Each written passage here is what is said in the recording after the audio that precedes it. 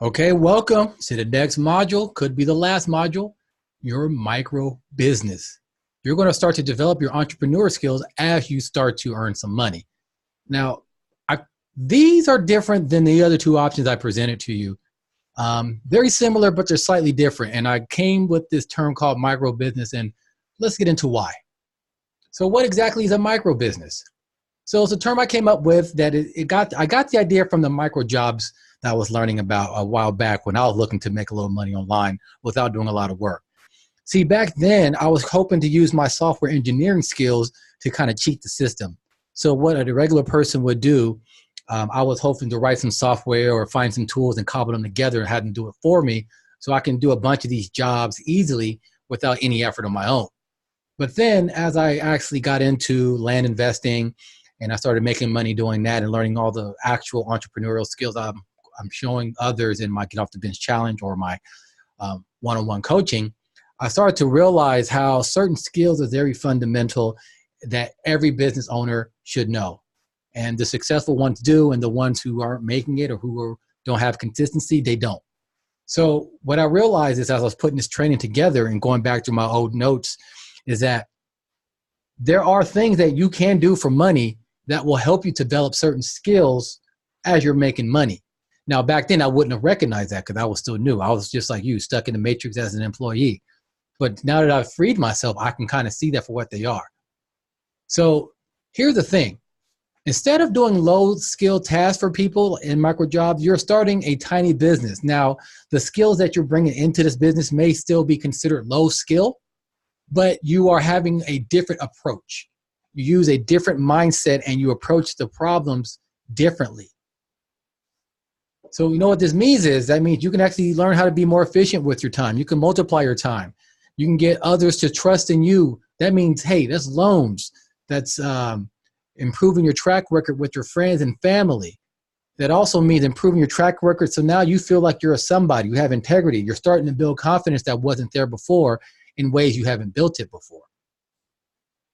This also will help you see more opportunities outside of the regular ones that you're basically missing every day. Now, hopefully with the previous trainings, you're able to start to see other things that you're just kind of blind to because you weren't looking for them. Now, and because of this training and with this upcoming one, you'll start to see things that even things I didn't explain, even things I didn't mention, you'll start to see it. Wow, that's an opportunity. Hey, I can make money doing that. And now you're starting to get that real entrepreneurial feel, that real entrepreneurial vibe, and that's going to take you places because when you're ready to quit, you're not gonna because the bug has bitten you already. And it's burrowed its way into your heart, and then it's laid little eggs, and those eggs are hatching, and it's an indescribable feeling of that entrepreneurial bug. So the first thing you can do is to start to sell the skills that you have. So basically, this is true for all entrepreneurs. You find people who have needs and problems, and you solve those problems. Now, you can easily just find people who need certain things done. A lot of these places will ask for simple things. So this is why I'm saying it's similar to the micro jobs. So like if you look at the etc, that's Latin, search says etc section in Craigslist, you're going to find a lot of people making job posts. Some of them are going to be small companies who need regular employees. Others are like trying to do their affiliate marketing deal. Others are just looking for, hey, I need someone to help me move some stuff for a little bit. You're going to find all types of things like that. So now you can start to actually sell your services and actually make some money that way. That way you're also can negotiate a price. Now it might be a little more difficult. If someone's on Craigslist, they'll say, hey, I'm willing to pay up to $50 to do this one small thing. Then, it's going to be hard to negotiate a price because like, hey, if you don't want to move this table, I'll get somebody else to do it. The skill that I'm asking for isn't that complex. But there's certain things that you may be able to upsell them on, like, hey, I can move this dresser as well, right? Now you're thinking like a businessman. Also, there's Fiverr jobs you can do. Those are more geared towards tech or artistic jobs. So you do a little coding, little website design, doing some art, maybe some music. It's all on the computer, but it's a similar vein. Same with TaskRabbit, except those seem to be more physical tasks. Build this, move that, help install this, etc. Now, the skills needed out there, use your imagination. Handyman, dog walker, um, builder, or I guess that would be under handyman. You can do all types of stuff that it just depends on what you're good at, right? Some type of coding, maybe teaching someone a skill yourself, or a tutor. So use your imagination. The sky's the limit. But as you're going out there and you're seeing what people are needing, you can understand like, hey, I can provide that. I can do that for people. And as you're going along, you might realize, hey, there's something that people need that they don't realize they need. And I'm going to start advertising that. Now, hopefully you'll learn how to do a little good copywriting and some marketing, something you will learn in the Get Off the Bench Challenge. But if you can do that right now, you can already start selling your skills. So one way you can sell some of your skills is manual labor, right? So gardening. And if you do become a gardener or doing landscaping, oftentimes you can use the equipment of the homeowner that you're working for, or maybe the apartment building owner. Now, I wouldn't bank on that, but it's often that you can do that. And maybe if you don't have your own equipment, maybe you can borrow from somebody else. Perhaps you might have to, pay them a cut or something if it's someone you're not really close with. But if it's friends or family, I'm sure they'll let you use their stuff. As long as you take care of it, you keep it clean, they'll let you do it. And certain things you can just buy yourself, some gloves, some weed killer, whatever else you need to do to make the yard look nice. You can start washing cars. All you need is a bucket and a sponge and some soap. That's it, right? And then the better you are, the more referrals you'll get. So there is a little bit of a skill involved, but you can easily learn how to do the 2-bucket system on YouTube or something. And you don't have to be as good as the detailers that are out there doing these high-end cars. But as long as you take pride in your work, you're going to get jobs, especially since most people don't think about that by getting their car washed as often. But if you come at them with the right angle and you show some of what you can do, you can get some good jobs. Painting, whether it's in the interior or exterior of a house. That's a job that a lot of people don't want to do, but a lot of people need it. So if you see a house that looks a little dilapidated, go ahead and see if you can get yourself a job to paint the exterior of the house. Maybe you know someone who needs the interior of the house painted and they're just not around enough to do it, or just too lazy, right? You might be able to do it. It doesn't take much, but you just got to put in the work. Assembling IKEA furniture. So I talked about that before. A lot of people want to buy IKEA stuff. Not everybody wants to put it together. Even if it's not IKEA, it's still furniture that some comes like partially or not assembled at all. So you got to assemble it yourself. People need help with that. So go ahead and see what people need help with that, because they're asking for it. And having someone from IKEA do it costs a lot of money. So you have a good chance to undercut them, get a lot more business, especially if you enjoy putting together that stuff. So freelancing via the gig economy is another way that you can start to basically sell your services and your skills, right? So again, you're using the skills you already have. And since you're actually doing this for a paid gig, it's a chance to improve your skills. So if you're still young, maybe you're a student, maybe you're fresh out of school, and you're hoping to get a job somewhere before you start your own business to get that experience, well, it may not be necessary, because you're going to have a chance to actually start working for people, be it other companies or individuals and entrepreneurs, and you're going to get the same skill experience that you would if you work for a bigger company, except you also get to learn how to time manage. You get to learn how to be professional, invoicing, and all these other things that help you become a real entrepreneur and business person. Now, another thing is, you may not realize it, but you do have a skill that someone wants to learn from you.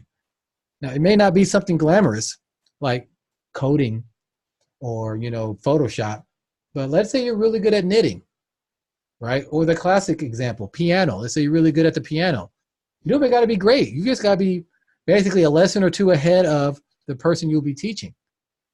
So a musical instrument, one of your favorite hobbies, maybe a video game, because believe it or not, people are coaching and helping people play video games better. So they just won't lose to their friends, or they want to enter a tournament. Maybe they can, win a tournament. So they're looking to help, or they're looking for help to actually get better at video games. And there's going to be all types of things that you didn't realize. So all you got to do is think about the skills that you have and like, hey, I wonder how I can market this. The market may not be big for a particular skill, but there is somebody out there that will want to learn it. It's just whether or not you're hungry enough to find them, or basically have another skill that is a little bit more in demand. So if you're doing these things, both of these, using the skill you have, it's fun, it's rewarding, because you're doing something you enjoy. It's doing something you would be doing anyways, but now you're getting paid for it and you're getting the recognition of being a professional, right? And the good thing about this in the gig economy, whether you get it off Fiverr or Upwork or Guru.com, you can take on as many projects as you can handle. So that means if you only need a small amount of cash, you can think of yourself now like, okay, I need to get, let's say $500. Hey, that's just 3 gigs for me. 2 gigs, it's nothing. Now worrying about that money is not a big deal. Same thing when you're thinking about going on vacation and it's like, oh my God, where am I gonna get all this money for airfare and hotel and food? You're like, wow, all I gotta do is get like 10 gigs and I got 3 months to get 10 gigs. That's nothing. Next thing you know, boom, your consulting or your freelancing business is taking off and now you're living that laptop lifestyle. So the beautiful thing about the gig economy in this for freelancing is the website or the tech company or whoever you're signing up with, you know, Upwork, Guru, whatever, they do all the marketing for you. All you got to do is focus on making results. Sure, you got to win the bid. I mean, you got to start talking to people who are putting the bids out there, making sure they're serious, etc. But once you get that job, all you got to do is focus on results. You don't got to worry about anything else. And as soon as you're done, get that good review, do it again. Do it again. Or do it while you're doing it. You know, sometimes some of these jobs are going to take you 10 minutes and you can bang them out real easy. Other jobs will take you a little longer and that's fine. But all you have to do is focus on the results and getting better. Obviously, as I explained in my example of how to actually start thinking, another mindset lesson that I have with my one-on-one coaching and in my book, Get Off the Bench. This can be very lucrative because again, you're not thinking about cash and dollars and cents. You're thinking about how many people can I help? How many gigs do I need to get to a certain result? And now the fear of money is gone. And once you can do this properly, you'll never worry about making $1 ever again. You'll never worry about having enough ever again because you'll know exactly what to do and how to do it. This is why this is my favorite module of the whole thing. So here are some cons to freelancing because it's not always sunshine and roses. Sometimes it is tough to find a gig, at least a good paying one. You're dealing with customers who may not be reasonable. So let's say you're doing some art. They may want more revisions that than you're willing to accept, and they're just being unreasonable about it. Maybe you're getting a bunch of complaints for no reason. Maybe, because those complaints can sometimes really drag you down, especially if they're unfounded and the client is being unreasonable. But you got to be careful because you need to make sure you get that good review, because a bad review can really bring down your standing and it'll make it even more difficult to get new jobs. You'll have deadlines. So for some people, that may be a deal breaker, and that's really unfortunate because then you'll never have be able to set any goals. But, you know, there is pressure to finish, and some people don't like that, but I'm just going to say, you know, tough titty, get over it. You got to, you know, part of being an entrepreneur. This is why we're getting the money, right? So you can actually invest in a course where you're going to have deadlines as you start your own business in other ways. Sure, they may be self-imposed deadlines, but you're going to be just as valuable because there's going to be times if you don't get something done, you're going to miss the boat. That means no cash, don't go broke, or you want to pay more in penalties and late fees, etc. So deadlines are there. You might as well get used to them now. Sometimes, as I said before, you got to appease the clients for the high reviews. And sometimes you're straight up begging for them. So you got to be careful not to upset clients, especially even when they're unreasonable. That's the tough part about working, you know, freelance, having to deal with people, because it's technically you have another boss, right? You want to be an entrepreneur so you can be your own boss, but as you do freelance, you're kind of having your own boss, another boss, except they're temporary, and sometimes they're cool, sometimes they're jerks. And depending on what you're doing, it could be a lot of competition, and that competition will help, you know, forge you into a better artist or coder or whatever, business person, but it's still tough, and there's going to be a learning curve if you're in a heavily competitive field. And in those high competition fields, you don't always get paid your worth because, like, well, if you don't do it, there's 50 other people in line behind you that's willing to do it for that price. And depending on what country you live in, that can actually, you know, make it even worse. So it's just things to watch out for. The next thing, and this is like the basically the entrepreneurial 101 hustler's guide to hustling, is flipping, you know, selling crap. Usually your crap, but it can be any crap, right? And basically what that means is you have something low, you sell it high, you take that money that you got from the high thing, you buy something else that's a little more expensive, you flip it for more, so you're helping your money grow, right? So this is valuable when you don't have any marketable skills. So, hey, you can't code, you can't make a website, you can't do art, you can't sing, you can't dance, you can't do anything. You can always flip. You can always sell something, right? And guess what? You can start right now. There's probably something that you're watching this training on that you can probably sell, get a little money in your pocket, buy something a little bit more expensive. Doesn't got to be the same object or the same type of item, and then work your way up. You can definitely do that, right? All you need is a little bit of hustle. Can't be afraid to hear a no. You're going to hear a lot of no's. Don't take them personal. They're not personal. They're not thinking about you. The prospect is thinking about themselves. The key is to get desirable items for cheap. Now, desirable is in the beauty of the beholder, right? And you can easily create value out of nothing. So I don't know if you guys ever read Rich Dad, Poor Dad, but in that, Robert Kiyosaki tells a story when he was younger where he used to get these comic books from a store he was working at. And they used to cut like little part of the cover off.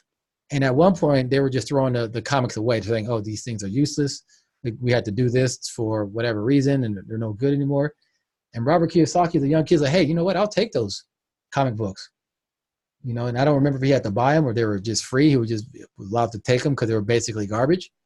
And what he did was he got a bunch of them, and he would charge his friends about 10 cents an hour or so to go into his quote-unquote library and read the comics for as long as they wanted.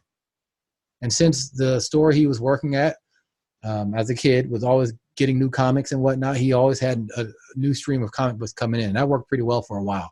Him and his friend got into business together. After a while, it got shut down, but for a while, he was making a lot of money. Basically, he took what was considered garbage in the store owner's eyes and made it valuable because it was valuable to his friends.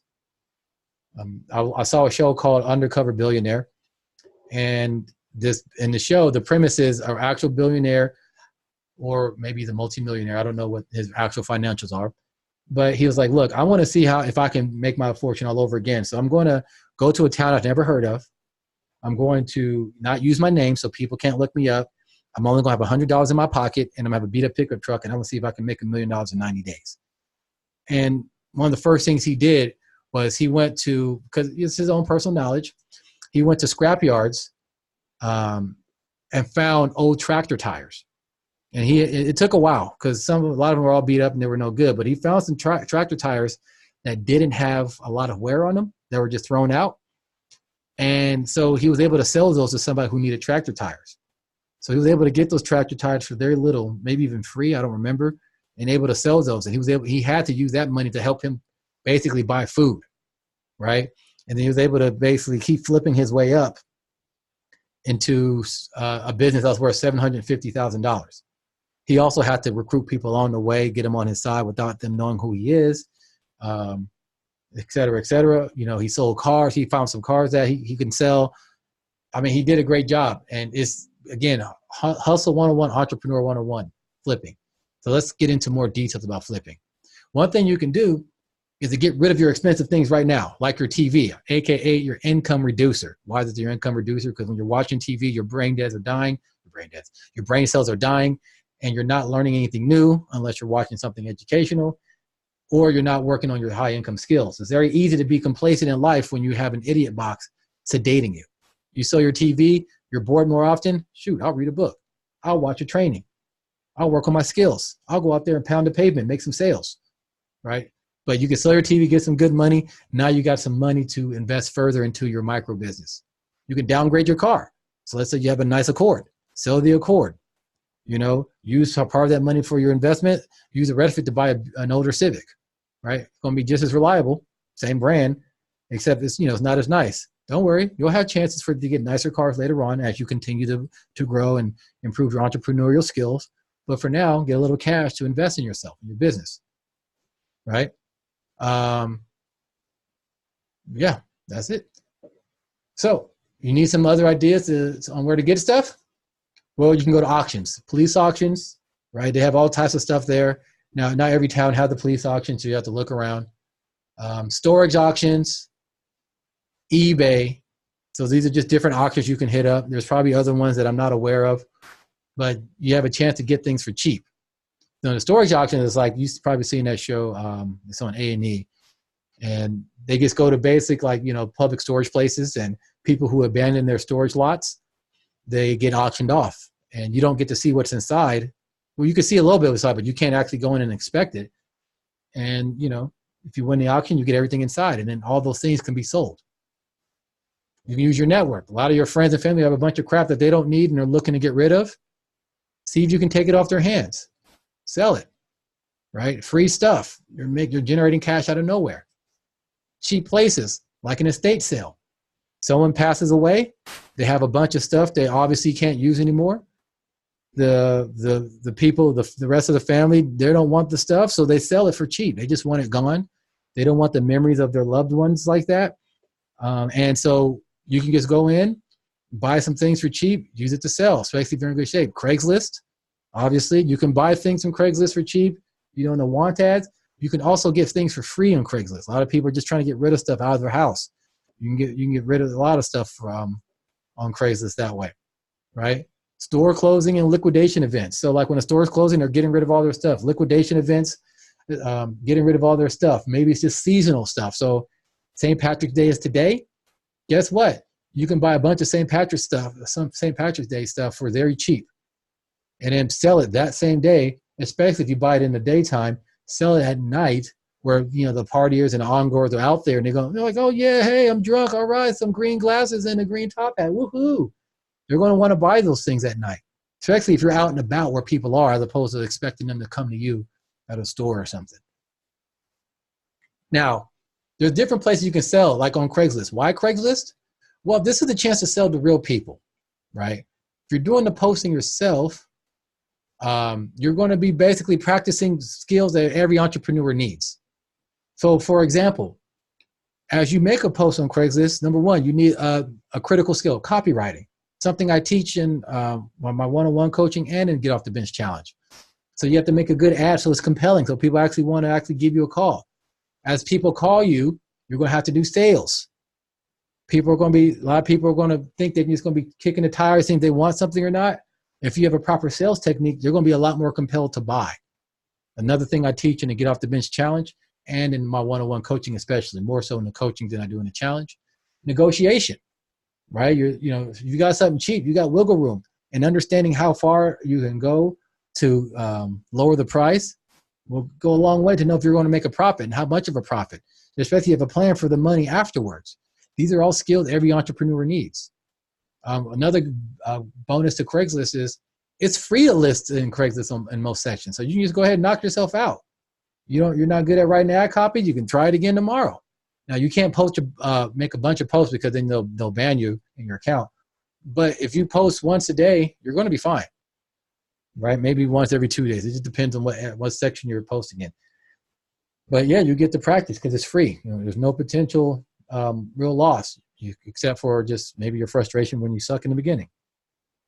But the downside of Craigslist is depending on what you're selling and where you live, it could be a small market. So, it may take you longer to sell some things on Craigslist. Again, it all depends. But that's the beauty of Craigslist. You can easily sell to a nearby area that's a little larger, and maybe you have better luck there. Now, another place you can sell things online is eBay. Why eBay? Well, it's a bigger buyer pool, especially compared to your local market, right? Even if you live in a place like New York City, eBay is worldwide. So a lot of people potentially can be seeing what you have for sale, right? The only issue is there's listing fees. So you got to deal with that. You got to ship items, and that means unless you actually pass the buck on to the buyer, you're going to be paying out of your pocket to ship it to them. And depending on what you're selling, you may have to come out of pocket. Maybe you don't. And even if you plan to have the buck passed, you got to make sure you're careful that you actually calculate the shipping charges properly. Otherwise, you might still come out of pocket a little bit because you miscalculated. Ask me how I know. The good thing is on eBay, they can advertise for you. It's a big platform.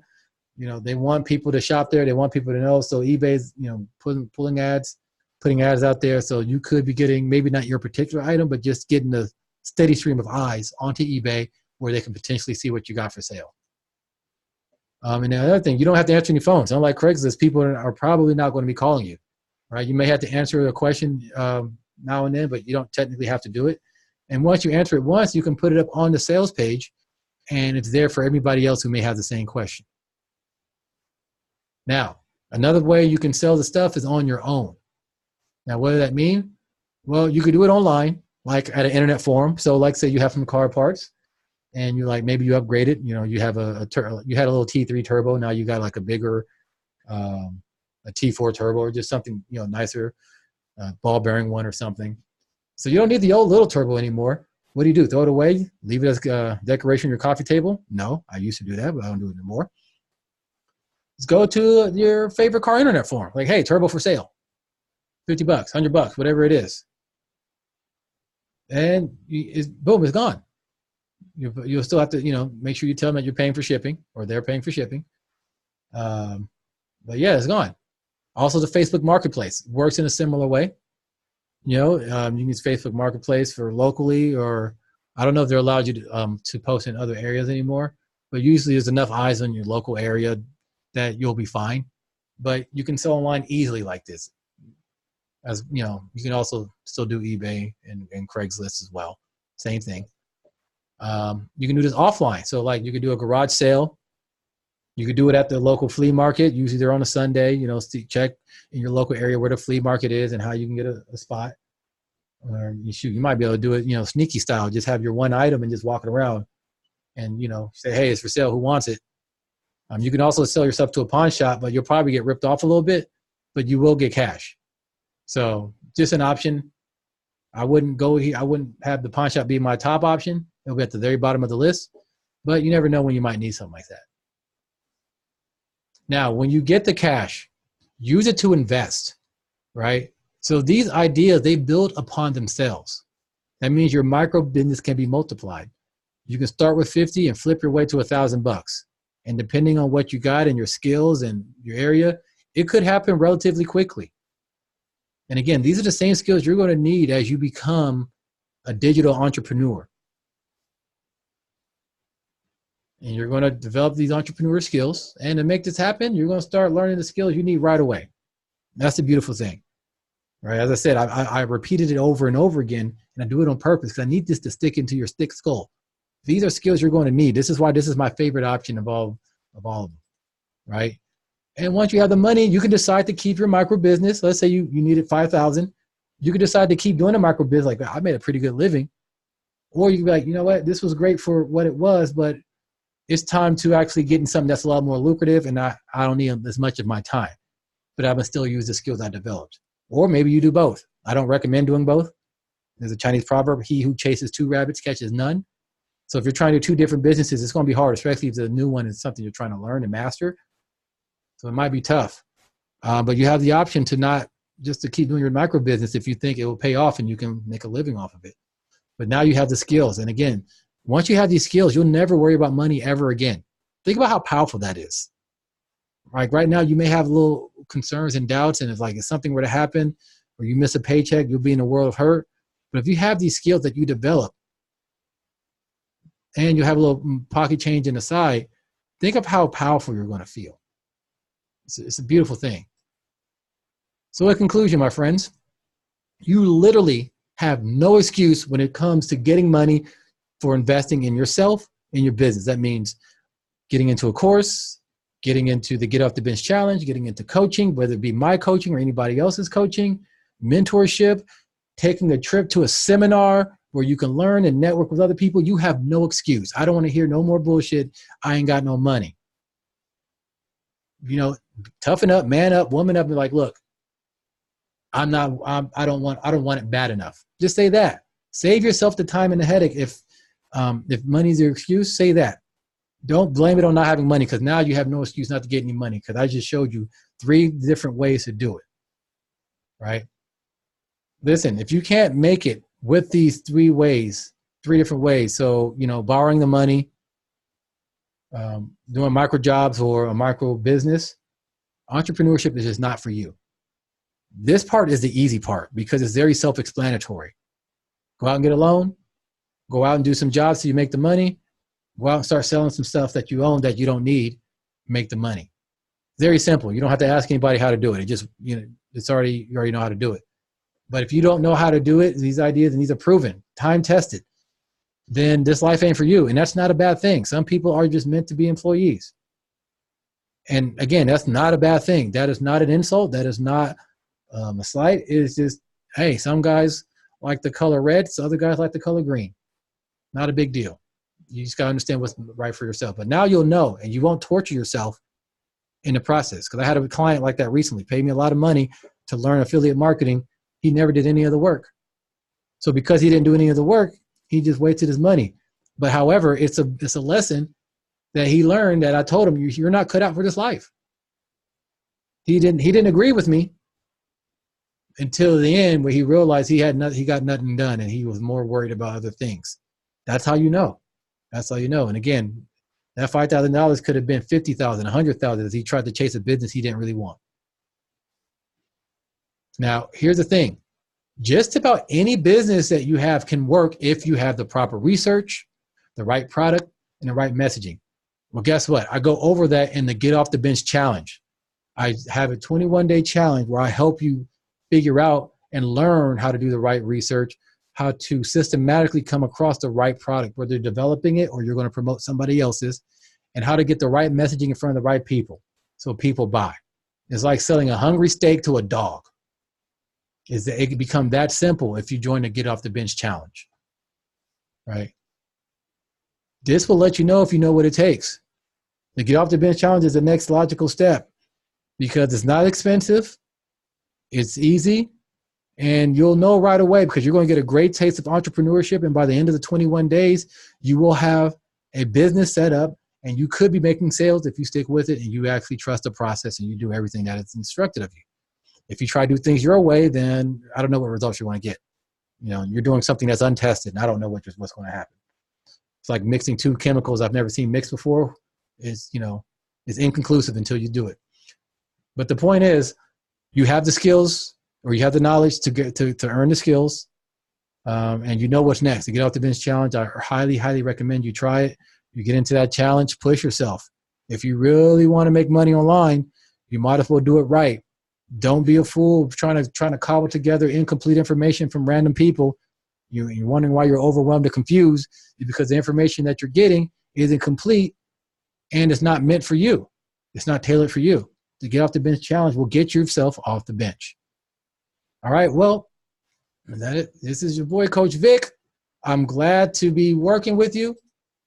Here I am. Thank you for being in part of this training. I look forward to seeing you in person. So let's make sure we go out there and we get that money. All right, you got ways to do it. Peace out.